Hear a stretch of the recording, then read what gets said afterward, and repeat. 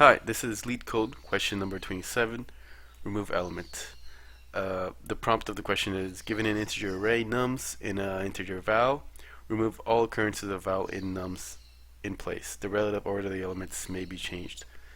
So, in this example, they give us an array and a val of 3, and the output is 2 because removing all occurrences of 3 in the array, there are 2 elements remaining, and they also check if the array at the beginning part of the array has the remaining elements. So it's not, they don't only want you to count how many elements is not equal to value, but they want you to shift it towards the beginning of the array. And that's because some languages can't change the length of the array. So let's go through example number 2, and then we're gonna go to my Eclipse where I have this coded already.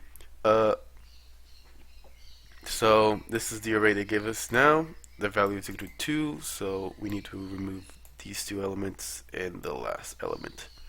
So the output is equal to 5 because that's the number of elements inside the array, meaning like on the left part of the array, number of elements that are not equal to 2, in other words. And as you can see, the elements are shifted towards the left of the array. It doesn't really matter what you have on the right part of the array. They don't check that. They only check the left part of the array. So let's go towards my Eclipse where I have this coded. So I created nums, integer array of nums and a value of 3. It's the same example as we have it on the website. And I print whatever my method does. So here I initialize an int final size, which is what I'm going to be returning at the end. I'm going to set it to 0, and then I'm going to loop over my array. I'm going to go through it step by step so you guys understand. So if nums at I is not equal to value, well, nums at I is 3 because that's the first element, and 3 is equal to 3, so we do not go inside whatever the if statement says. So we skip to index number 1, I guess. Is 3 not equal to 2? Well, that's true. 3 is not equal to 2. So nums at 0, because that's what the final size is right now. I initialize it at 0. Is equal to nums at I. So the first element is now 2. And now we skip to this element because that's what we are now. If nums at I is not equal to value, well, it's not. Again, 2 is not equal to 3. So we do the same thing. Oh, I'm sorry. I forgot to say. We increment final size by 1. So final size is now equal to 1. So once again, 2 is not equal to 3. We're over here. So what we do is at nums at 1, because that's what final size is right now, we write 2. So I'm going to delete and write 2 again. And then it doesn't really matter the rest of the array, but I'm going to finish it with you guys so just so that you can understand everything.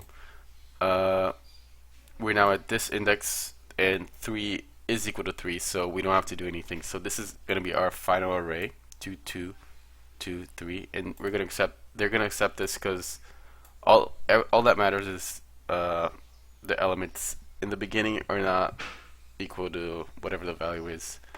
So I'm going to run it. I already ran it, but I'm going to do it again just so you guys can see. This is my final array, and this is my final size. I forgot to change this for you guys. So yeah, I'm gonna delete this because we don't have to print this in LeetCode. I'm gonna go here, copy and paste. Oops. And then we're gonna run it. I have an extra bracket. Run again. Okay, it's accepted. They wanted an array that has two in the beginning. What if we change this? Let's do this other one, just so you guys can see. And the value is equal to 2. So I'm expecting 5 as my output. That's exactly what it is. Perfect. It's important that you guys shift it towards the shift all the elements that's not equal to value towards the beginning of the array, because they do check that. So even though I return only the final size, they don't check the final size.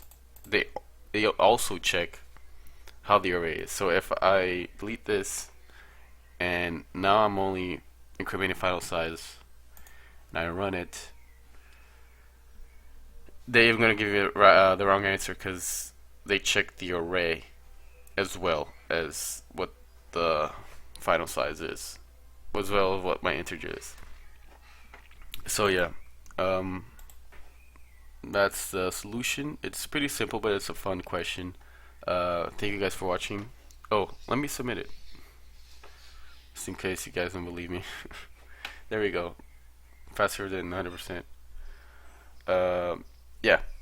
Thank you guys for watching, and have a good day.